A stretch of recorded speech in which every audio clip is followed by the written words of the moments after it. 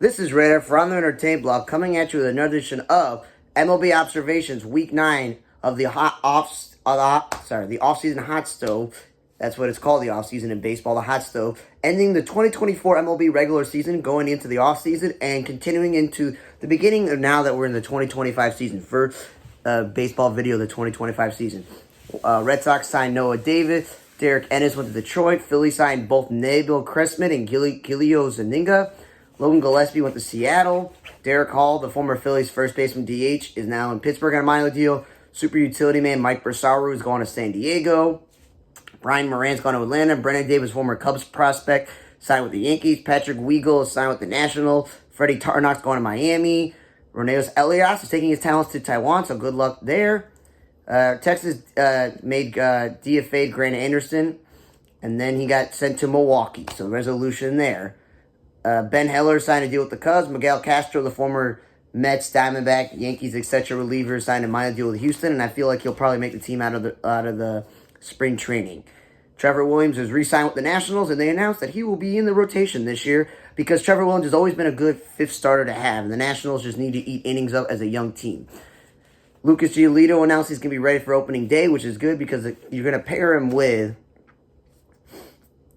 the rotation that you have that they just got in Garrett Crochet and him and Giolito at the top with Brian Bello as the 1-2-3. That's not bad. It's really not a bad 1-2-3 there if you think about it. Nick Gordon, the former Twins and Marlins utility player who's more of an infielder, but he's played a lot of outfield, signed a deal with the Orioles on a minor league deal. Well, the Orioles have kind of traded a little bit of their outfield depth, so he's outfield depth. But also, they traded some of the young infielders in some of the trades they made as well, so he's going to be a useful piece on this team. David Buchanan's gone to the Rangers on a minor league deal. The White Sox acquired Tyler Gilbert from the Phillies for Aaron Combe and said goodbye to Brandon Shoemake, the utility player they got in the Aaron Bummer trade, who was barely on the White Sox roster this year, and I had high expectations for him. I thought he was going to be a very useful utility infield, but the White Sox thought else by not playing him much in the major leagues and obviously DFAing him now. Now the roster is stuck at 40 players. I don't know why they needed Tyler Gilbert. Angels have signed former Royals backup catcher Sebastian Riviera to a minor league deal, and that's just organizational depth because we already know they traded Matt Tice, so they obviously have too many catchers to begin with. And then Moises Gomez signed a minor deal with San Diego. Luis Frias, minor deal with Kansas City. Austin Cox re-signed with the Kansas City Royal. Just after I posted the video last week, A's president, David Kaval, has resigned as president. I'm guessing he's like, you know what? I don't want to deal with being in Sacramento for the next few years. I don't want to have to deal with the move to Las Vegas. Let someone else handle it. It's not my fault. Let's blame the owner. So that's what's happening there. We talked about last week that Gleyber Torres signed a deal with the the Tigers. I thought that was a weird move because the Tigers are one of the teams where they pretty much had a gluttony of young outfielders and an infield set. They were going to go with Young, Sweeney, Cole Keith, and Spencer Torkelson, and Jake Rogers, a catcher like that. They were set. Yeah, you're still paying Javi Baez money, but they thought they were pretty much set there. Well, they decided, we're going to Gleyber Torres. Cole Keith, who apparently had surgery a few years ago, they don't want to move him over to third base.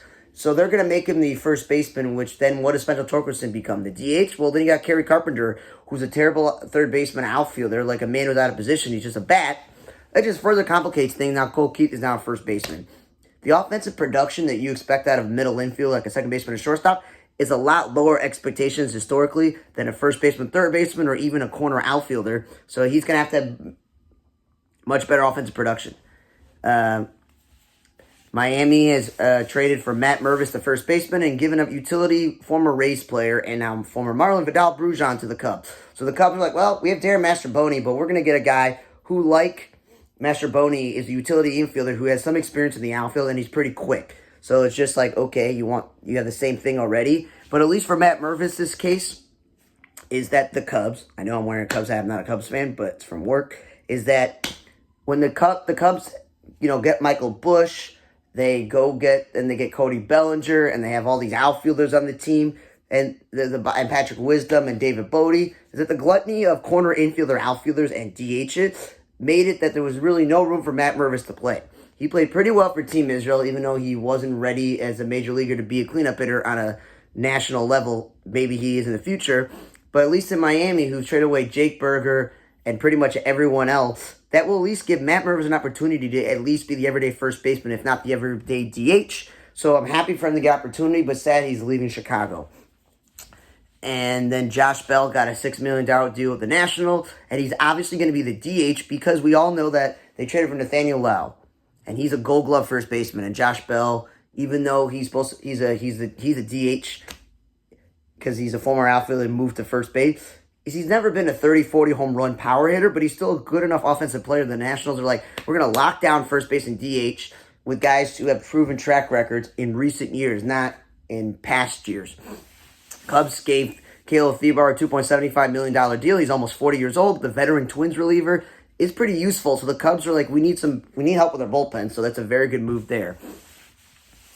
And then the biggest move was that two actual moves. Once this video was done recording, later in the afternoon or towards the evening, Teoscar Hernandez re-signed with the Dodgers on a 3-year, $66 million deal.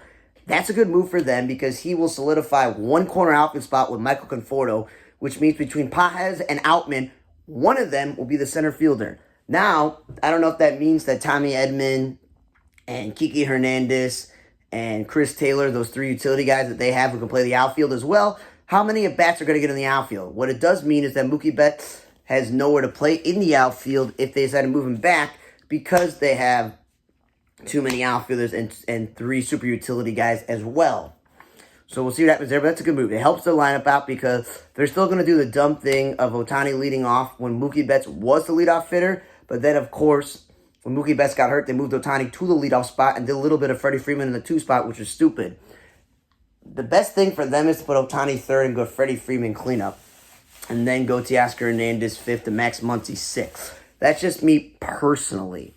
But no matter what, if the lineup is going to be Mookie, Ohtani, Freeman, and Muncy and Teoscar Hernandez, that's a pretty scary lineup. And then you're going to add Michael Conforto and Will Smith. Like, it's a pretty stacked lineup. And the other big move was, like, late in the night that people didn't realize. I woke up the next day. Corbin Burns signed a 6-year, $210 million deal.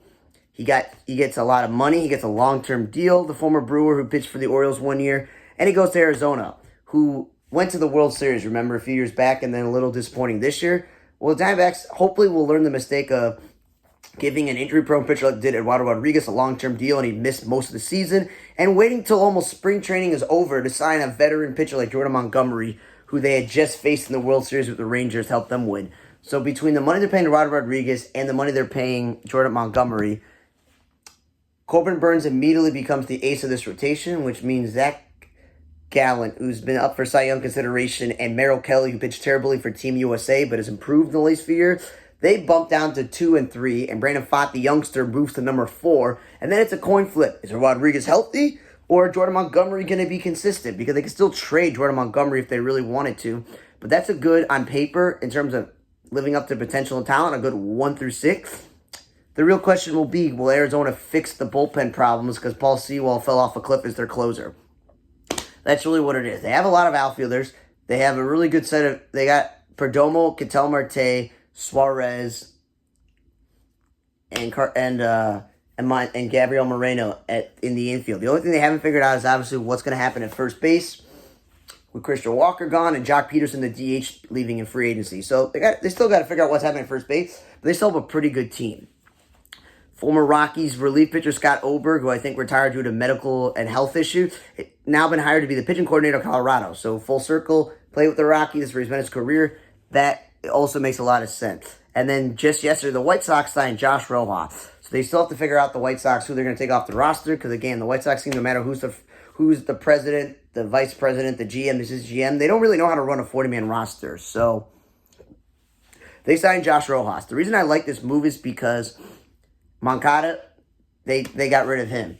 As I mentioned, Nicky Lopez is gone. Shoemake's gone. The only guy on the roster was Brian Ramos, who had some potential as the Sox third baseman, and Lennon Sosa, who also have potential. But the Sox don't really have a guaranteed second baseman, shortstop, or third baseman on the roster. So signing a guy like Josh Rojas, the former Arizona Diamondback and recently with the Mariners, who has played both second base, third base, left field, and first base in his career, is that it's a clean palette. Third base, open competition, see what he does. He's not like a 35-year-old guy who's a bust or an inexperienced 22-year-old. He's in his mid to late 20s, probably not even close to 30 yet. You give him the opportunity in spring training to win the third baseman job over Sosa and Ramos. And if he plays above average enough as well to regain his value, the White Sox should flip him and hopefully get something in return. Unlike what they did for Paul DeJong, who had a rebound season with the White Sox, and they got nothing for him when they didn't even have to trade him in the first place, if that was going to happen. So I like that move. It's better than the Mike Tauchman and Austin Slater move. Signing signing backup outfielder, platoon outfielders, or even DHs, when those are like finishing touches on a postseason roster. Like on a playoff team roster, having Austin Slater, platoon and corner outfielder, DH, or having Mike Tauchman as your fourth outfielder, those are moves that put the icings on a cake for a playoff team. They're not the types of moves for a team that's not going anywhere and you rather play young guy. Like I would still not give up on Oscar Colas or Dominic Fletcher, but I'm not running the organization. So other moves are the Brewers reached a new deal with Diamond Sports Group, which y'all know is obviously FanDuel Sport. Is that it was originally announced that it would be abandoning the contract with the team, but they finalized a plan to avoid liquidation and emerge from bankruptcy, obviously 1 year later. So they kept communication open through the last few months because the Major League Baseball intended to broadcast the Brewers, but they found a mutually agreeable price point, pursuing below what Diamond would have owed under their previous agreement to stick for another season. So the Brewers will be on that network, so look out for that. An interesting tax story between former All-Star players Josh Donaldson and Russell Martin, who both play for Toronto. It will help them get money back. So apparently that when they were playing, they were taking taxes out of their thing, and that was not what they were supposed to be doing. And so they get money back from the Canadian government. That the calculations they made, some of the years they played for specifically Josh Donaldson was 2.6, and the taxable income was $4 million for Russell Martin. So obviously the case was resolved earlier, and hopefully they, by getting their money back from the Canadian government, may help free agency in Toronto, which is what this hopefully will do, because then maybe that's the reason why a lot of people have not played for Toronto. Now we'll end the show with the memorials. Rest in peace to Lenny Randle, the former second baseman and third baseman who passed away at 75. 257 lifetime average, 27 homers, and 322 RBI. He won a gold medal in 1968 in Mexico City for the International Amateur Tournament. Former Senator, Ranger, Met, Yankee, Cub, and Mariner. When his career was over, he actually became the first major leaguer in Major League Baseball history to play in Italy. He holds the record for longest home runs in an Italian Series A League One. The most home runs and singles hit in a 3-game series and most hits in a 3-game series, and he won a batting title in Italy. And then he played independent baseball throughout his career. And then Rolling Stone actually called him a viable candidate for baseball for the most interesting man in the world. There's been a documentary that was made in 2015 called Lenny Randle, the most interesting man in baseball, that was at MLB Network. So rest in peace to Lenny Randle. Rest in peace to Donald Young, the former outfielder, passed away to 79. Played for just the Cubs at a .218 average, 7 homers and 20 RBIs.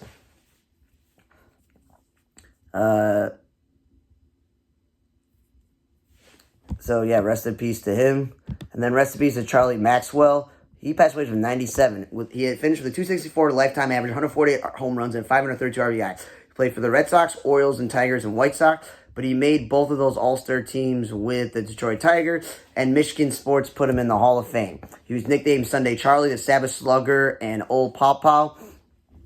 He finished among major league leaders with slugging percentage, third, batting average, fourth, on-base percentage, fourth, and runs fourth. He led All-American outfielders in outfield percentage multiple times, only committing 1 error in each of those years. He finished also in top 5 for home run hitters in the American League for a few years.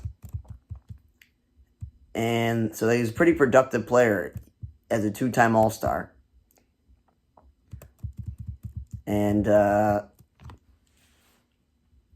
after his playing career, he was hired in '64 as a salesman for the Cal Die Casting Company of Kalamazoo. He worked as a sales representative for Hayden Albion Corp. and Paramount Decasting Companies that supplied parts to automobile manufacturers.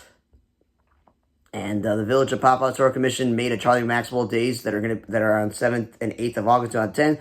The event included a display of memorabilia from his playing career, the dedication of a 2-sided monument stone honoring him, a public reception where the public could meet Maxwell, a parade following the dedication ceremony, and renaming the local baseball field to be Charlie Maxwell Field.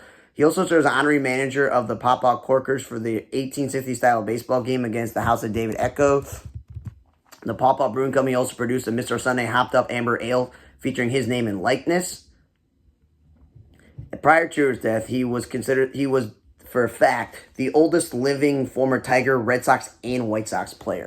So rest in peace to Charlie Maxwell. Okay, thanks again for listening to Week 9 of the 2024 offseason to the 2025 offseason start of next year. Hotstove edition for MLB Baseball. From the Red Table Block, I'm Radar. See you guys next time.